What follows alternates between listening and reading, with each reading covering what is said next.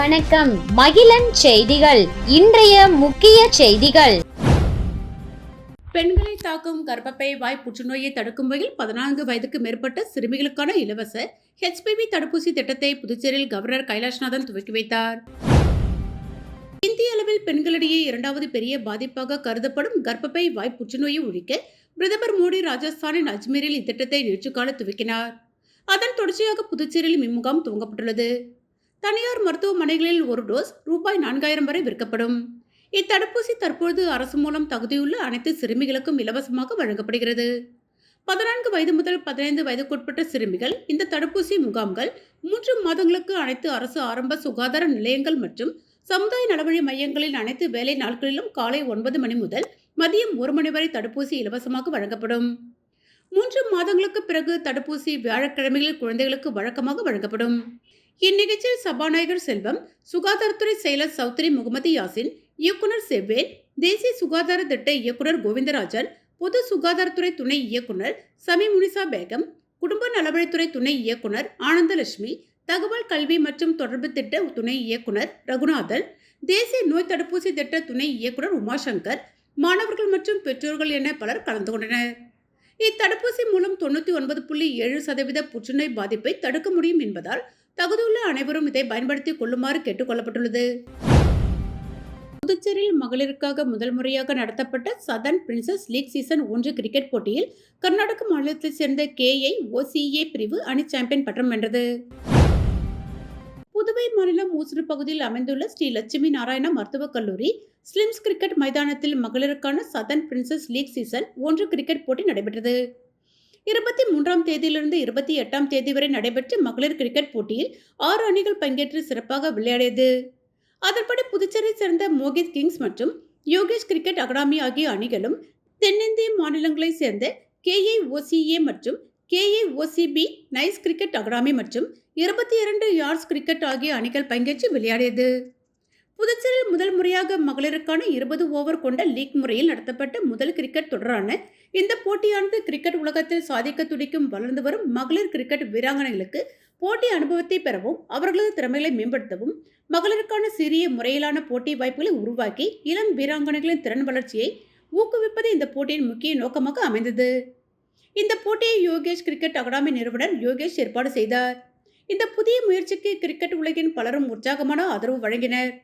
இன்று 28ஆம் தேதி மாலை நடந்த இறுதிப் போட்டியில் KIOCA அணியும் 22 யார்ட்ஸ் அணியும் மோதியது. இந்த போட்டியில் KIOCA அணி 4 விக்கெட் இழப்பிற்கு 167 ரன்கள் எடுத்து 24 ரன் வித்தியாசத்தில் யார்ட்ஸ் அணியை வீழ்த்தி சாம்பியன் பட்டம் வென்றது. இந்த நிகழ்ச்சியில் கிரிக்கெட் அசோசியேஷன்ஸ் ஆஃப் பாண்டிச்சேரி அமைப்பின் தலைமை செயல் அதிகாரி மேத்தா தலைமை விருந்தினராக கலந்து கொண்டு வெற்றி பெற்ற அணிக்கு கோப்பை வழங்கினார். புதுச்சேரி திருக்காஞ்சி ஸ்ரீ கங்கை வராக நதீஸ்வரர் ஆலயத்தில் நடைபெற்ற மாசிமக தேரோட்டத்தில் நூற்றுக்கணக்கான பக்தர்கள் கலந்து கொண்டு தேரை படம் பிடித்து இழுத்து சாமி தரிசனம் செய்தனர். புதுச்சேரி திருக்காஞ்சி ஸ்ரீ கங்கை வராக நதீஸ்வரர் ஆலயத்தின் மாசிமக உற்சவம் கடந்த 19ஆம் தேதி அருள்மிகு ஐயனார் வழிபாடு மற்றும் ஸ்ரீ பொறையாத்தம்மன் வழிபாட்டுடன் தொடங்கியது. தொடர்ந்து சுவாமிக்கு கணபதி ஹோமம், வாஸ்து சாந்தி ஆகியவை நடைபெற்று நாகவாகனம், இந்திர விமானம், நந்தி சேவை என பல்வேறு அலங்காரத்தில் எழுந்தருளி பக்தர்களுக்கு அருள்பாலித்தார். தொடர்ந்து சுவாமிக்கு சிறப்பு அபிஷேகம் மற்றும் திருக்கல்யாணம் நடைபெற்றது. இதனைத் தொடர்ந்து 9ஆம் நாளான இன்று திருத்தேர் திருவிழா நடைபெற்றது. கோவில் வளாகத்தில் இருந்து புறப்பட்ட தேரோட்டத்தை அமைச்சர் தேனி ஜெயக்குமார் உள்ளிட்ட பொதுமக்கள் வடம் பிடித்து இழுத்து தொடங்கி வைத்தனர். தேரோட்டம் முக்கிய வீதிகள் வழியாக சென்று மீண்டும் கோவில் பிரகாரத்தை வந்தடைந்தது. இதில் திருக்காஞ்சி மட்டுமின்றி பல்வேறு பகுதிகளைச் சேர்ந்த ஏராளமான பொதுமக்கள் கலந்து கொண்டு பக்தி பரவசத்துடன் சாமி தரிசனம் செய்தனர். நிகழ்ச்சிக்கான ஏற்பாடுகளை ஆலய நிர்வாகம் மற்றும் ஊர் பொதுமக்கள், இளைஞர்கள் செய்திருந்தனர். போலி ஆன்லைன் வர்த்தகத்தில் முதலீடு செய்து பாகூரை சேர்ந்த நபர் சைபர் மோசடி கும்பலிடம் ரூபாய் 1.23 கோடி ஏமாந்தார். புதுச்சேரி பாகூரை சேர்ந்தவரை தொடர்பு கொண்ட மர்ம நபர் ஆன்லைன் வர்த்தகத்தில் முதலீடு செய்தால் அதிக பணம் சம்பாதிக்கலாம் என தெரிவித்தார். அதை உண்மையென நம்பிய மர்ம நபர் அனுப்பிய ஆன்லைன் வர்த்தக லிங்கில் பல்வேறு தவணைகளாக ரூபாய் 1,23,50,000 முதலீடு செய்துள்ளார். அதன் மூலம் வந்த லாபத்தை எடுக்க முயன்றபோது முடியவில்லை. அதன் பிறகே மோசடி கும்பலிடம் பணத்தை இழந்தது தெரியவந்தது. இதுபோல் உருவையாரை சேர்ந்தவர் 5,900, பாகூரை சேர்ந்தவர் 12,825 என 3 பேர் சைபர் மோசடி கும்பலிடம் ரூபாய் 1,23,68,725 ஏமாந்துள்ளனர். புகார்களின் பேரில் சைபர் கிரைம் போலீசார் வழக்கு பதிந்து விசாரித்து வருகின்றனர். விருத்தாச்சலம் விருத்தகிரீஸ்வரர் திருக்கோவிலின் மாசிமக தேரோட்ட உற்சவத்தில் ஆயிரக்கணக்கான பக்தர்கள் கலந்து கொண்டு தேரை வடம் பிடித்து இழுத்தனர். கடலூர் மாவட்டம் விருத்தாச்சலத்தில் 3000 ஆண்டுகளுக்கு மேல் பழமை வாய்ந்த ஸ்ரீ அருள்மிகு விருத்தாம்பிகை பாலாம்பிகை உடனுரை விருத்தகிரீஸ்வரர் திருக்கோவிலில் 9வது நாள் திருவிழாவாக மாசிமக தேரோட்டம் நிகழ்வு நடைபெற்றது. ஸ்ரீ விநாயகர், ஸ்ரீ முருகர், விருத்தகிரீஸ்வரர், விருதாம்பிகை மற்றும் சண்டேஸ்வரர் என 5 தேர்களை பக்தர்கள் வடம் பிடித்து இழுத்து ரத வீதியில் இழுத்து வந்தனர். பின்னர் ஒவ்வொரு தேர்களும் தனது நிலையை அடைந்தது. இந்நிகழ்வில் சுமார் ஆயிரக்கணக்கான பக்தர்கள் கலந்து கொண்டனர். தமிழக முதல்வர் மு.க. ஸ்டாலின் அவர்களின் 73வது பிறந்தநாளை வில்லியனூர் தொகுதி சார்பாக இனிப்புகள் வழங்கி கொண்டாடப்பட்டது. தமிழக முதல்வர் மு.க. ஸ்டாலின் அவர்களின் 73வது பிறந்தநாளை முன்னிட்டு வில்லியனூர் தொகுதி சார்பாக கட்சி கொடியேற்றி அண்ணாவின் திருவுருவ சிலைக்கு மாலை அணிவித்து மரியாதை செலுத்தி பொதுமக்களுக்கு இனிப்புகள் வழங்கி கொண்டாடப்பட்டது. இதில் திமுக நிர்வாகிகள், தொகுதி செயலாளர் மணிகண்டன், பொதுக்குழு உறுப்பினர்கள் ராமசாமி, செல்வநாதன், தர்மராஜ், அவைத்தலைவர் ஜலால், மருதகாணி அமைப்பாளர் ரமணன், சிறுபான்மை பிரிவு அமைப்பாளர் ஷாலித், தோமுசா தலைவர் அங்காளன், துணை அமைப்பாளர்கள் சரவணன், கோபி, காசிநாதன், காலி, ஆதி திராவிடர் அணி துணைத் தலைவர் கதிரவன், தொகுதி செயற்குழு உறுப்பினர்கள் சேகர், சுப்பிரமணியன், KVR ஏழுமலை மற்றும் கிளைக்கழக நிர்வாகிகள் ராஜீவ், பாஸ்கர், மிலிட்டரி முருகன், சரவணன், மணவாளன், ராஜேந்திரன், முத்துப்பாண்டி, சிலம்பு, சிவமுருகன், கோவிந்தராஜ், திலகர், ஸ்ரீதர், அன்பு, அருள்மணி, சுல்தான், சிவகுமார், சேகர், கோவிந்தராஜ், சொக்கலிங்கம், முருகன், ரகு, சந்தோஷ், ராமு, அலிஸ்டர், மோனிஷ் ஆகியோர் கலந்து கொண்டனர். பிரதமர் மோடி முன்பே புதுச்சேரிக்கு மாநில அந்தஸ்து கோரி விழா மேடையிலேயே முதலமைச்சர் ரங்கசாமி பேசியது பரபரப்பை ஏற்படுத்தியுள்ளது. புதுச்சேரிக்கு அரசுமுறை பயணமாக பிரதமர் மோடி இன்று காலை 11:30 மணி அளவில் தனி விமானம் மூலம் சென்னையிலிருந்து புதுச்சேரி லாஸ்பேட்டை விமான நிலையத்திற்கு வந்தார். பிரதமர் மோடியை கவர்னர் கைலாஷ்நாதன், முதலமைச்சர் ரங்கசாமி மற்றும் அமைச்சர்கள், MLAக்கள் வரவேற்றனர். அங்கிருந்து லாஸ்பேட்டை ஹெலிபேட் மைதானத்திற்கு வருகை தந்த பிரதமர் மோடி ரூபாய் 1571.73 கோடி மதிப்பிலான 74 திட்டங்களுக்கு அடிக்கல் நாட்டினார். இது தவிர பிரதமர் மோடி ரூபாய் 1142.23 கோடி மதிப்பில் 19 முக்கிய திட்டங்களை தொடங்கி வைத்தார். இதையடுத்து பேசிய முதலமைச்சர் ரங்கசாமி, புதுச்சேரிக்கு மாநில அந்தஸ்து இல்லாதது வலியும் வருத்தமும் அளிக்கிறது. பல ஆண்டுகளாக மக்கள் விரும்பும் கோரிக்கையை 13 முறை சட்டமன்றத்தில் தீர்மானம் நிறைவேற்றி அனுப்பி வைத்திருக்கிறோம் என்று ஆதங்கத்துடன் தெரிவித்தார். பிரதமர் மோடி முன்பே புதுச்சேரிக்கு மாநில அந்தஸ்து கோரி விழா மேடையிலேயே முதலமைச்சர் ரங்கசாமி பேசியது பரபரப்பை ஏற்படுத்தியுள்ளது. இந்திரா நகர் தொகுதியில் தமிழக முதல்வர் ஸ்டாலின் பிறந்தநாள் விழா பட்டாசுகள் வெடித்து, கேக் வெட்டி, இனிப்புகள் வழங்கி வெகு சிறப்பாக கொண்டாடப்பட்டது. புதுச்சேரி மாநிலத்தில் தமிழக முதல்வர் ஸ்டாலின் பிறந்தநாள் விழாவினை அவரது ஆதரவாளர்கள் வெகு சிறப்பான முறையில் கொண்டாடி வருகின்றனர். அதன் ஒரு பகுதியாக புதுச்சேரி மாநிலம் இந்திரா நகர் தொகுதியில் திராவிட முன்னேற்றக் கழகத்தின் தலைவர், தமிழகத்தின் முதல்வர் தளபதியார் ஸ்டாலின் பிறந்தநாளை முன்னிட்டு புதுச்சேரி மாநில அமைப்பாளர் சிவா MLAவின் அறிவுறுத்தலின் பேரில் இன்று ஞாயிற்றுக்கிழமை காலை 9 மணி அளவில் தர்மாபுரி வழுதாவூர் சாலையில் உள்ள இந்திரா நகர் தொகுதி அலுவலகத்தில் தொகுதி பொறுப்பாளர் பசிபிக் சங்கர் தலைமையில் கேக் வெட்டி இனிப்புகள் வழங்கி வெகு சிறப்பாக கொண்டாடப்பட்டது.